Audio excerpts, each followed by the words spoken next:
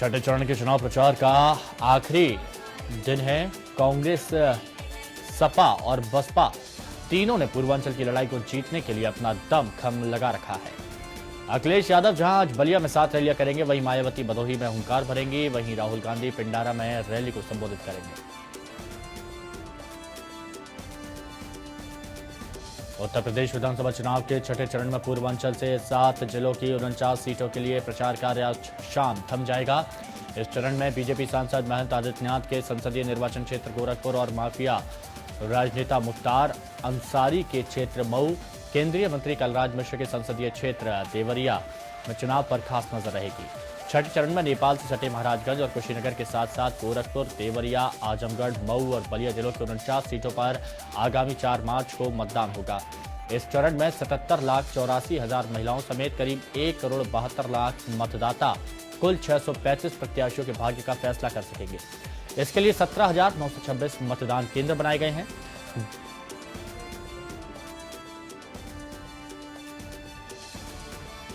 साल 2012 में इन सीटों में से सपा ने 27, बीएसपी ने 9, बीजेपी ने 7 और कांग्रेस ने 4 सीटें जीती थीं, जबकि 2 सीटें अन्य के खाते में गई थीं। इस चरण में सबसे ज्यादा 23 उम्मीदवार गोरखपुर सीट पर मैदान में हैं, जबकि सबसे कम 7 उम्मीदवार मऊ जिले के मोहम्मदाबाद गोहाना सीट से किस्मत आजमा रहे हैं। साल 2012 में हुए पिछले विधानसभा चुनाव में सपा ने इनमें से 9 सीटें जीती थीं। छठे चरण में सांसद आदित्यनाथ के अलावा केंद्रीय सूक्ष्म, लघु एवं मध्यम उद्योग मंत्री कलराज मिश्र की प्रतिष्ठा भी दांव पर होगी।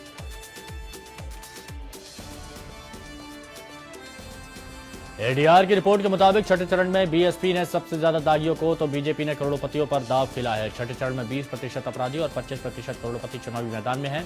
अपराधियों को टिकट देने के मामले में बसपा 49% के साथ सबसे आगे है, तो बीजेपी 40% के साथ दूसरे नंबर पर है।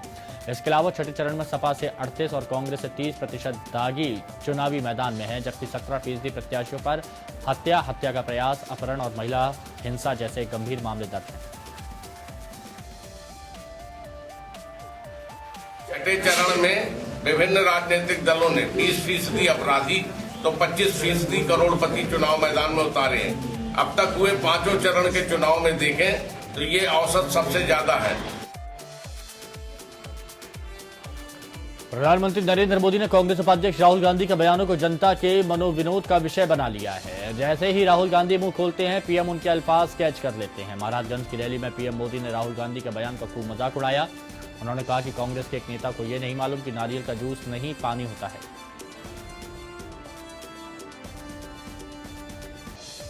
उन्होंने इस बात पर भी चुटकी ली कि इस नेता को यह नहीं मालूम कि नारियल मणिपुर में नहीं केरल में होता है। सबसे बड़ा सवाल यह है कि आखिर कमी कहां रह जाती है कि राहुल गांधी पीएम का निशाना बन जाते हैं। वैसे कांग्रेस ने राहुल की रैली का वीडियो जारी कर साफ किया है कि दरअसल राहुल गांधी अपनी रैली में नारियल नहीं नारंगी जूस का जिक्र कर रहे हैं, जिसको समझने में बीजेपी नेताओं ने भूल की है।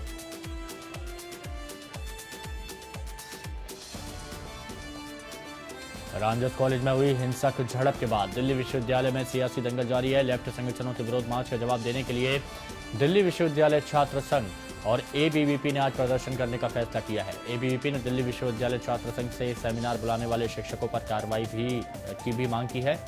एबीवीपी का कहना है कि फ्रीडम ऑफ स्पीच के नाम पर भारत को तोड़ने के खिलाफ हम हमेशा खड़े रहेंगे। इससे पहले लेफ्ट से जुड़े छात्र संगठनों ने खालसा कॉलेज से आर्ट फैकल्टी तक विरोध मार्च निकाला।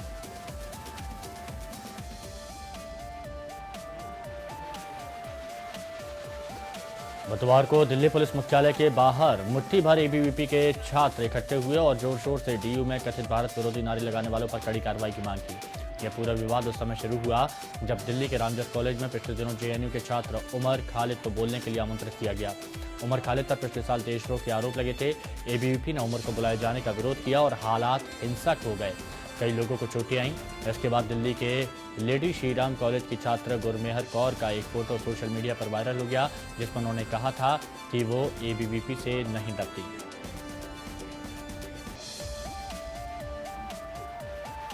वाराणसी में कांग्रेस की प्रवक्ता शोभा ओझा ने पीएम नरेंद्र मोदी के साथ बीजेपी छात्र संगठन एबीवीपी पर जमकर जुबानी वार किया। शोभा ओझा ने पीएम पर महिला सुरक्षा को लेकर झूठ बोलने का आरोप लगाया है। तो वहीं चुनाव आते ही बीजेपी के लिए गैर बीजेपी शासित प्रदेशों में महिला सुरक्षा सबसे बड़ा मुद्दा होने की बात कही है। शोभा ओझा ने पीएम मोदी पर तंज कसते हुए कहा कि प्रधानमंत्री को चुनाव के समय बेटियों की याद आती है। गुरमेहर कौर के बारे में शोभा ओझा ने कहा कि वो शहीद की बेटी है और उसने एबीवीपी के खिलाफ खड़ा होने का साहस दिखाने का काम किया तो उसे रेप करने की धमकी मिलने लगी। होते हैं और खास तौर पे जिन राज्यों में भारतीय जनता पार्टी की सरकारें नहीं है, वहां अगर चुनाव हो तो महिला सुरक्षा एक बहुत बड़ा मुद्दा बन जाता है।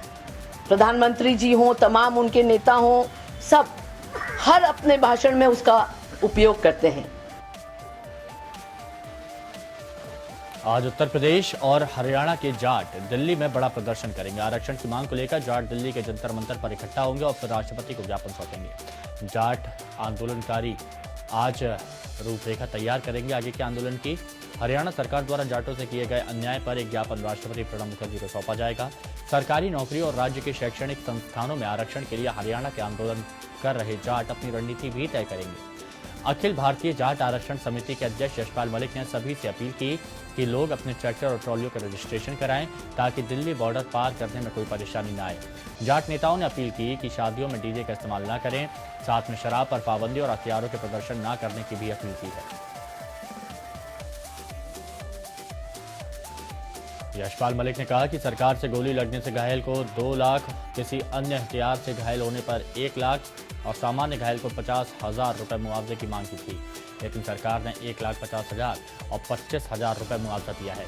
जाटों से बातचीत के लिए सरकार द्वारा गठित कमेटी से अगली वार्ता होने पर ये मांगे रखी जाएंगी। गौरतलब है कि पिछले साल के जाट आंदोलन के हिंसक रूप लेने के बाद हरियाणा में 30 लोग मारे गए थे और करोड़ों रुपए की संपत्ति को नुकसान पहुंचा था। खिलाड़ियों की जगह अपने बच्चों और रिश्तेदारों को जापान भेजने के मामले में बैडमिंटन एसोसिएशन ऑफ इंडिया के अध्यक्ष और पूर्व राज्यसभा सदस्य अखिलेश दास गुप्ता समेत एसोसिएशन के उच्च अधिकारी सीबीआई के रडार पर हैं। सीबीआई ने इन लोगों के खिलाफ प्राथमिक रिपोर्ट दर्ज की है। बता दें कि बीएआई और इसकी Delhi unit Delhi capital badminton association के पदाधिकारियों ने जापान गुडविल टूर के लिए खिलाड़ियों की जगह अपने बच्चों को सरकारी खर्चे पर भेजा था।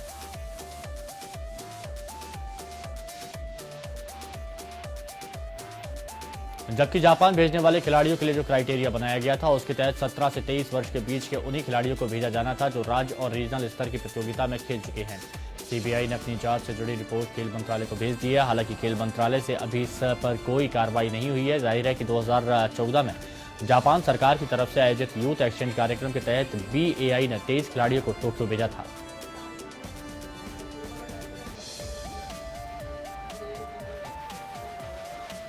प्रधानमंत्री नरेंद्र मोदी आज ऋषिकेश में वीडियो कॉन्फ्रेंसिंग के जरिए 7 दिवसीय योग महोत्सव का संबोधित करेंगे।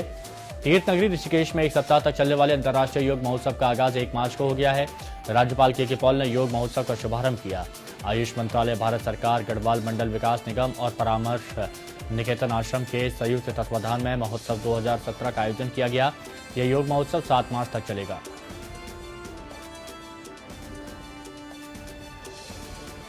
अंतर्राष्ट्रीय योग महोत्सव में इस बार बहुत कुछ खास है। वैसे तो ऋषिकेश को योग की जन्मभूमि और कर्मभूमि दोनों कहा जाता है, लेकिन सन 1990 में ऋषिकेश को पहली बार अंतर्राष्ट्रीय योग महोत्सव कराने का गौरव प्राप्त हुआ। 1999 में उत्तर प्रदेश सरकार ने परमार्थ निकेतन को पहली बार अंतर्राष्ट्रीय योग महोत्सव की मेजबानी दी गई।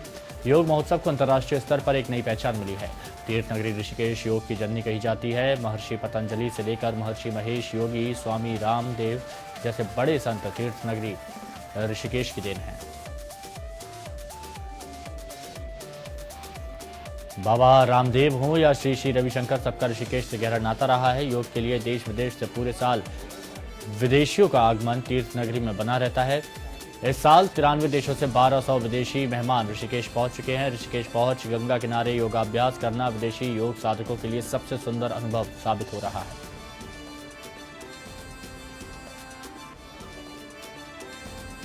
मथुरा के जवाहर बाग में भड़की हिंसा के मामले में इलाहाबाद हाईकोर्ट ने सीबीआई जांच के आदेश दे दिए हैं। 9 लोगों की याचिका पर हाईकोर्ट ने यह आदेश दिया है। ये मामला 2 जून 2016 का है, जिसमें 24 से ज्यादा लोगों की मौत हुई थी।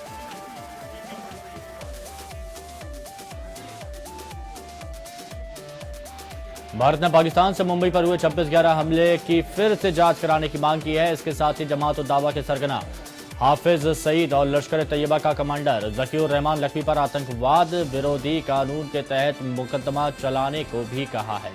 हाफिज आतंक निरोधी कानून के तहत इस समय लाहौर में नजरबंद है।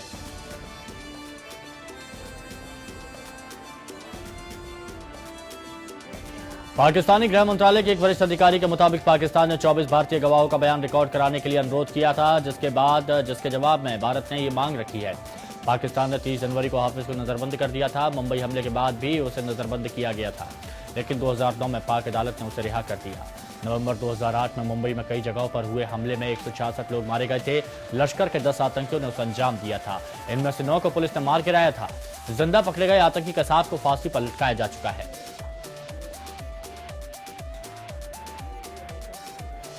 बिना सब्सिडी वाले रसोई गैस सिलेंडर का दाम अब 86 रुपए बढ़कर 737 रुपए 50 पैसे हो गया है। बिना सब्सिडी वाले सिलेंडर के दाम में यह अब तक का सबसे बड़ा एकमुश्त इजाफा है। बिना सब्सिडी वाले 14.2 किलो के सिलेंडर का दाम अब तक 651 रुपए 50 पैसे था। पेट्रोलियम कंपनियों ने कीमतों में इसे इजाफे के पीछे अंतर्राष्ट्रीय बाजार में दाम बढ़ने की वजह बताया है।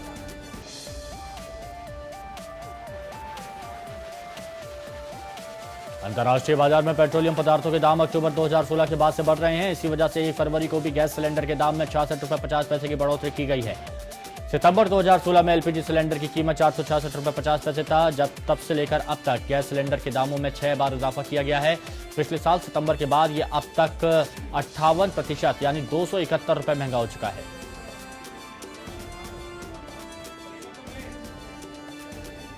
दिल्ली के बिंदापुर इलाके में एक नाबालिग लड़की से नशीली चीज पिलाकर रेप का मामला सामने आया। पीड़ित लड़की 11वीं क्लास की छात्रा है। पूरा मामला बुधवार का है। मिली जानकारी के मुताबिक लड़की बुधवार को सुबह स्कूल जा रही थी, तभी घर से कुछ दूर ही लड़की को एक शख्स ने जबरदस्ती अपनी गाड़ी पर बैठाया और कोई नशीला पदार्थ खिलाकर किसी अज्ञात जगह ले जाने के बाद उसके साथ रेप की वारदात को अंजाम दिया। पीड़ित छात्रा ने 2 आरोपियों का नाम लिया, जिनमें पुलिस पूछताछ कर रही है। गुजरात के नवसारी में देवी मां के मंदिर की पहली सालगिरह के मौके पर जमकर नोटों की बारिश हुई। कार्यक्रम के दौरान लोक गायिका पूनम गोंडलिया के भजन संध्या का कार्यक्रम आयोजन किया गया था। जैसे ही कार्यक्रम की शुरुआत हुई, वहां मौजूद लोगों ने नोट बरसाने शुरू कर दिए। हैरानी की बात थी कि वहां मौजूद बच्चों से लेकर बुजुर्गों तक सभी कार्यक्रम के अंत तक लाखों रुपए उड़ाते रहे। कर्नाटक के गुलबर्गा में 17 साल के छात्र के अपहरण का अजीबोगरीब मामला सामने आया। छात्र के अपहरण का आरोप एक महिला शिक्षक पर लगा है, जहां छात्र के परिजनों ने पुलिस में मामला दर्ज करवा दिया है। फिलहाल पुलिस मामले की जांच में जुट गई है। मुरादाबाद में सड़क हादसे में एक शख्स की मौत हो गई। ट्रक ने बाइक को टक्कर मार दी। टक्कर इतनी जबरदस्त थी कि बाइक के परखच चढ़ गए। युवक की मौत के बाद से परिजनों का रो रो कर बुरा हाल है।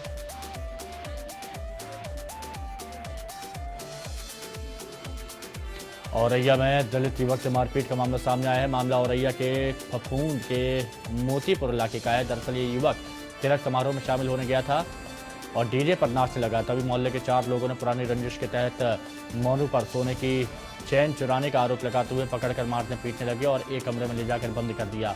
इतना सब होने के बाद जब पीड़ित ने अपनी फरियाद पुलिस से की तो पुलिस ने भी उसकी नहीं सुनी। मामले की जानकारी मिलते ही एसपी ने थाना अध्यक्ष को हटाकर आरोपियों के खिलाफ गिरफ्तारी की बात कही है।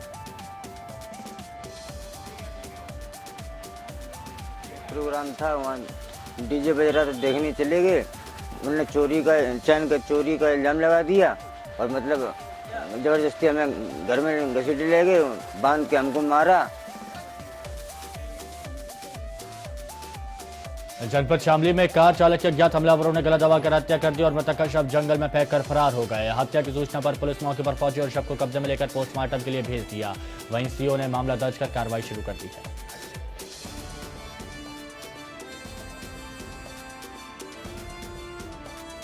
थाने पुलिस ने 6 लोगों को गिरफ्तार कर उनके पास से पुराने 1000 और 500 के 2 करोड़ 25 लाख मूल्य के नोटों को जब्त किया है।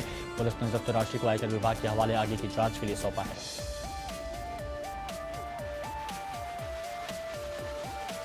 रांची के पास पिछले दिनों हुए गोला आईपीएल प्लांट के करीबी गोली कांड के पीड़ितों और ग्रामीणों से मिलने पहुंचे पूर्व सांसद सुबोध कांत साय ने कहा, ये सरकार हिटलर की सरकार है, इसका आने वाले चुनाव में जनता विनाश करेगी।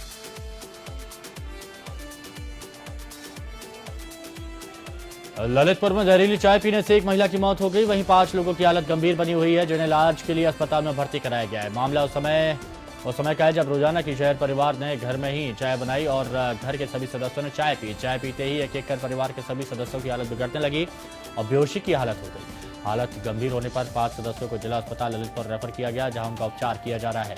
वहीं पीड़ित महिला ने बताया कि चाय पत्ती में कोई जहरीला पदार्थ होने के कारण यह हादसा हुआ है।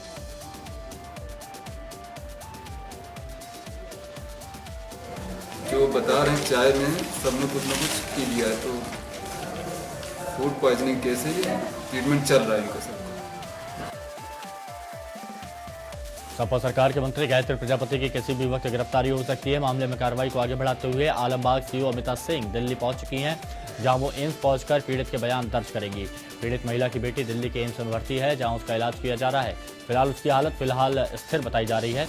इधर आरोपी मंत्री गायत्री प्रजापति लापता बताए जा रहे हैं। बता दें आपको कि मंत्री गायत्री प्रजापति पर अपने साथियों के साथ मिलकर एक महिला और उसकी बेटी से यौन शोषण का आरोप लगा है।